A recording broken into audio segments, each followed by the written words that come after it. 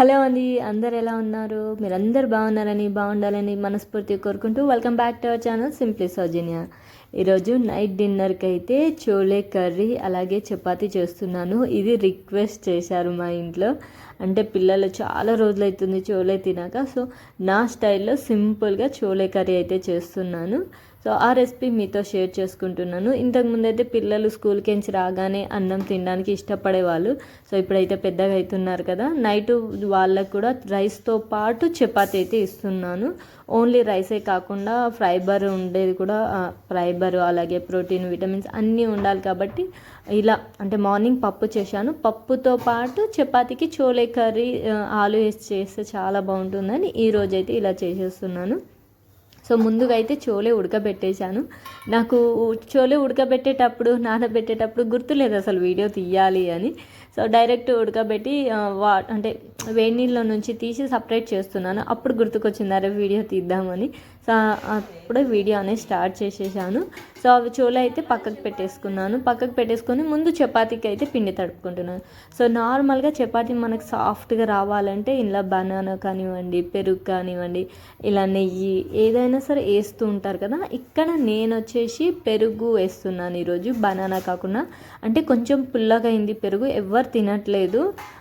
ఈ మధ్య కొంచెం వెదర్ అనేది చేంజ్ అవుతుంది కదా, అందుకని చెప్పి పెరుగు అయితే ఎవ్వరు ముట్టట్లేదు. సో అలా ఎందుకు వేస్ట్ చేయడం అని చెప్పి ఇలా పిండిలో అయితే వేసి చపాతీకి యూజ్ చేస్తున్నాను. అలాగే చపాతీలో నేను వచ్చేసి చియా సీడ్స్ అయితే వేస్తున్నాను. ఇవి కళ్ళకి చాలా మంచిది అన్నట్టు. డైరెక్ట్గా తినమంటే తినరు కదా, ఇలా చపాతీలో కానివ్వండి, కర్రీలోకి మనం ఆవాలు జీలకర్ర వేసినట్టు ఇవి కూడా పోపుకి వేస్తే చాలా మంచిది.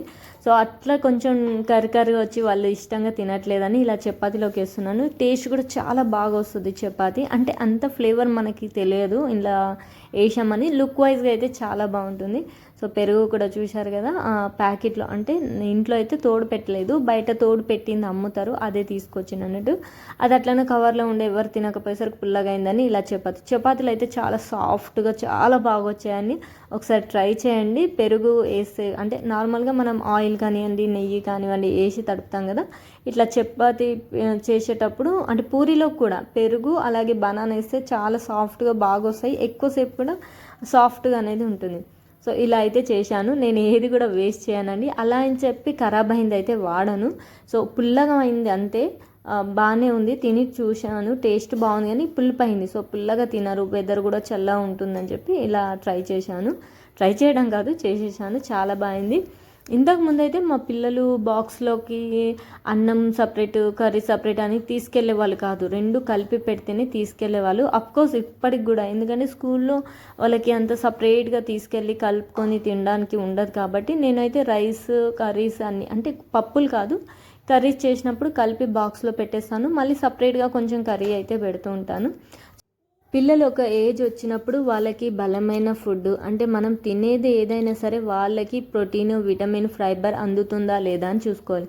సో అందుకని చెప్పి ఇందులో అంటే మా పిల్లలు తినడమే చాలా తక్కువ, ఏది పెట్టినా అంత ఇష్టంగా తినరు. అట్లా అని చెప్పి నేను ఇలా మిక్స్ చేసేస్తూ ఉంటాను, వెజిటేబుల్స్ కానివ్వండి ఇంకేమైనా. వాళ్ళు ఇష్టంగా తినేస్తారు కదా, ఆకలి మీద ఉంటారు, అలాగే తినేస్తారని చెప్పి ఈరోజైతే వాళ్ళు వచ్చేసరికి అంటే డైలీ ఈవినింగ్ వచ్చేసరికి ఏదో ఒకటి తినేస్తారు, స్నాక్స్ కానివ్వండి లేదా అన్నం ఉంటే అన్నము. సో ఈ రోజు నుంచి ఏంటంటే వాళ్ళకి 7-7:30 వరకు డిన్నర్ పెట్టేయాలి అని డిసైడ్ అయ్యాను. ఎందుకంటే వాళ్ళు వచ్చేసరికి చాలా లేట్ అవుతుంది. బాబు వచ్చేసరికి 6 అయిపోతుంది, పాప వచ్చేసరికి 5 అయిపోతుంది. సో ఆ టైంకి వచ్చి మళ్ళీ స్నాక్స్ మళ్ళీ డిన్నర్ అంటే నైట్ చాలా లేట్గా తింటున్నారు, 9-9:30 వరకు తినట్లేదు.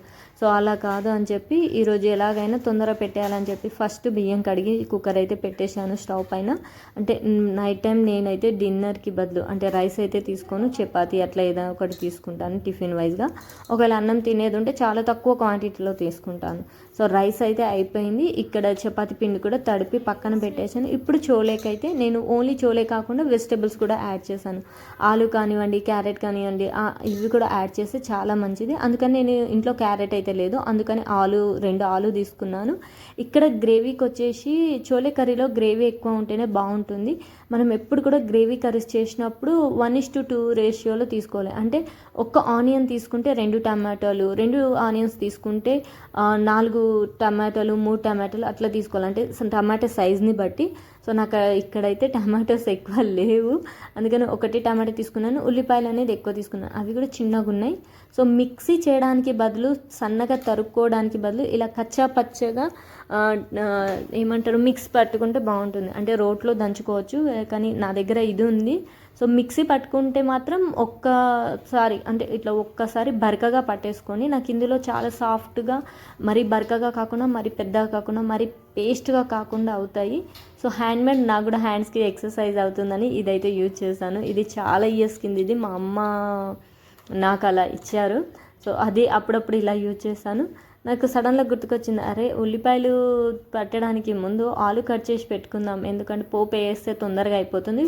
పోపు వేసి ఈ ఆలు ఉడికే అంత లోపల మనకైతే టైం ఉంటుంది కదా, అప్పుడు ఉల్లిపాయ అనేది మిక్సీ పట్టుకుందాంలే, అది చేసుకుందాంలే అని చెప్పి పెట్టేసాను. ఇప్పుడైతే స్టవ్ ఆన్ చేసుకొని పోపు అయితే పెట్టుకుంటున్నాను చోలే కర్రీకి. సో చోలే కర్రీ అయితే చాలా సింపుల్ రెసిపీ అండి, చాలా మంచిది. ఇంకా పచ్చి శనగలు నానబెట్టినది, వీటిని తెల్ల శనగలు అంటారండి.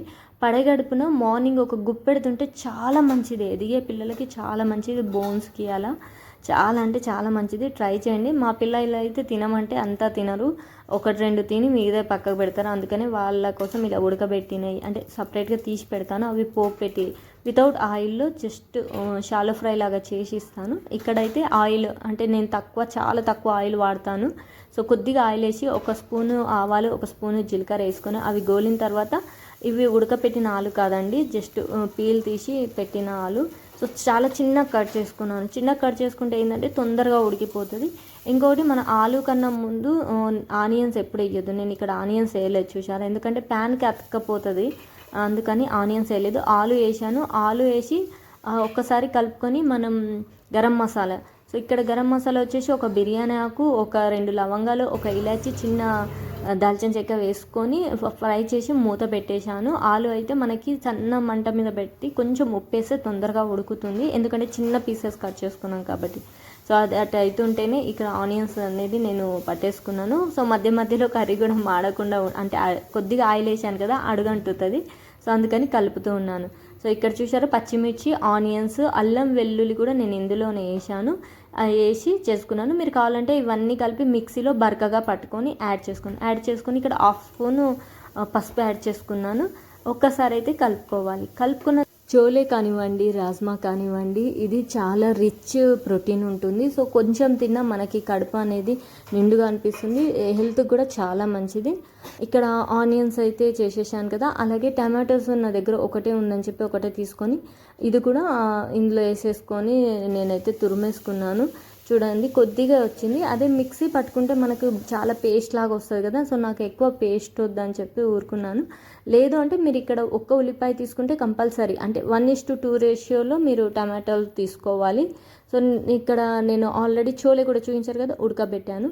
సో ఉడకబెట్టుకునే నేనైతే కర్రీలోకి కొద్దిగానే వేస్తానండి. అంటే వీటిని కూడా మనం కొంచెం తురుముకొని వేసుకోవాలి, అంటే బరకగా తురుముకొని యాడ్ చేసుకోవాలి.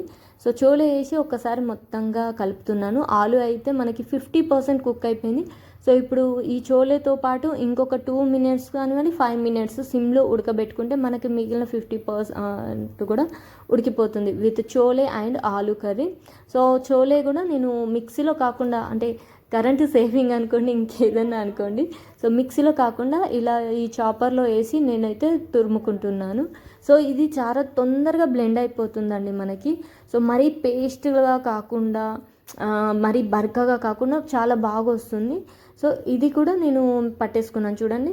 పట్టేసుకున్న తర్వాత ఇందులో యాడ్ చేసుకున్నాను. మన ఆల్మోస్ట్ ఆలు అండ్ చెన అనేది మనకి 80% కుక్ అయిపోయింది. ఇక్కడ 80% కుక్ అయిపోయినాక ఇది కూడా వేసుకొని కొంచెం వాటర్, ఏదైతే నేను చాప్ చేసుకున్నానో అందులోనే కొంచెం ఉంటుంది కదా, అందులో వాటర్ వేసేసుకొని నాకు ఇక్కడ సరిపోయేంత కారము అలాగే ఉప్పు వేసుకుంటున్నాను. సో టేస్ట్కి తగ్గట్టు, ఆల్మోస్ట్ నా దగ్గర ఉన్న కారం కొంచెం, ఇది అత్తయ్య పంపించారు, చాలా బాగుంది, అందుకే 1 స్పూన్ కారం వేసాను, 1/2 స్పూన్ సాల్ట్ వేసుకున్నాను. సో మీకు టేస్ట్కి తగ్గట్టు మీరు యాడ్ చేసుకోండి. ఉప్పు కారం వేసి మంచిగా కలిపిన తర్వాత ఇక్కడ మన గ్రేవీ ఎంత కావాలనుకుంటే అంత చల్ల వాటర్ కానివ్వండి, గోరువెచ్చని నీళ్ళు కానీ యాడ్ చేసుకోవచ్చు. సో గోరువెచ్చని నీళ్ళు యాడ్ చేసి ఏంటంటే మనకు కొంచెం గ్రేవీ అనేది తిక్కుగా వస్తుంది. సో నేను ఇక్కడ ఆల్రెడీ తురిమింది ఎక్కువ వేసానని చెప్పి నార్మల్ వాటరే పోసుకుంటున్నాను, అయినా కానీ గ్రేవీ చాలా బాగా వచ్చింది. సో ఇక్కడైతే వాటర్ పోసిన తర్వాత ఒకసారి కలుపుకొని మూత పెట్టేసుకొని కిచెన్ ప్లాట్ఫామ్ క్లీన్ చేసుకుంటున్నాను. సో మనకి ఎప్పుడు కూడా నీట్గా ఉండాలి, నీట్గా లేకపోతే మనసు ఒప్పదు. అందుకని చెప్పి అక్కడ ఉన్న ఐటమ్స్ అన్నీ తీసేసి, అలాగే ఇప్పటిదాకా మనం చాపర్ అవన్నీ యూజ్ చేసుకున్నాం కదా, అవి కూడా కడిగేసుకుంటాను. పిండి అయితే మనకి తడిపి పెట్టుకున్నాను కదా, చాలా బాగా సాఫ్ట్గా అయిపోతుంది. అదైతే అక్కడ పక్కనే ఉంది. దానికన్నా ముందు శనగలు చూశారు కదా, ఇవి ఎక్కువ నేను ఉడకబెట్టినాయి, అంటే నెక్స్ట్ డే మార్నింగ్కి బ్రేక్ఫాస్ట్ కూడా అవుతాయి అని చెప్పి ఒకటేసారి అన్నీ ఉడకబెట్టేసుకున్నాను. సో నేనైతే ఒకరోజు ముందుకి వాడేటట్టు ఉంటేనే ఇలా చేసుకుంటాను. 2-3 రోజులకి 5-6 రోజులకి అలా ఉంటే నేను చోలే కానీ రాజ్మా కానివ్వండి ఇంకేమైనా సరే ఉడకపెట్టి పెట్టుకోను.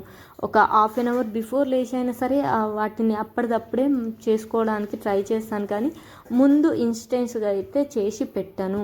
అది హెల్త్కి మంచిగా ఉండొచ్చు, ఉండకపోవచ్చు. బట్ ఏంటంటే నాకు అలవాటు అయిపోయింది ఎప్పటికప్పుడు చేసుకోవడం. ఆల్మోస్ట్ మీరు అబ్జర్వ్ చేస్తే అల్లం వెల్లుల్లి పేస్ట్ కూడా నేను అప్పటికప్పుడే దంచుతాను, ముందుగా దంచి పెట్టుకొని అయితే ఉండను. ఒకవేళ కావాలనుకుంటే 2-3 రోజులకు సరిపోయేంత అల్లం వెల్లుల్లి పేస్ట్ మిక్సీ పట్టుకుంటాను. నార్మల్గా అయితే దంచుకోవడానికే ఇష్టపడతాను.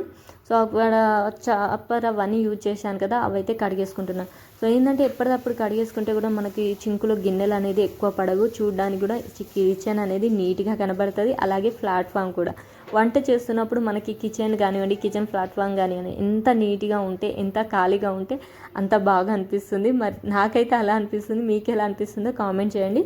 సో ఇక్కడైతే కర్రీ ఆల్మోస్ట్ అయిపోవచ్చింది. లాస్ట్లో ఫినిషింగ్ టచ్ నేనైతే ఇక్కడ గరం మసాలా అనేది ఎక్కువ ఏది యాడ్ చేయనండి, జస్ట్ ధనియాల పొడి అలాగే జీలకర్ర పొడి వాడతాను.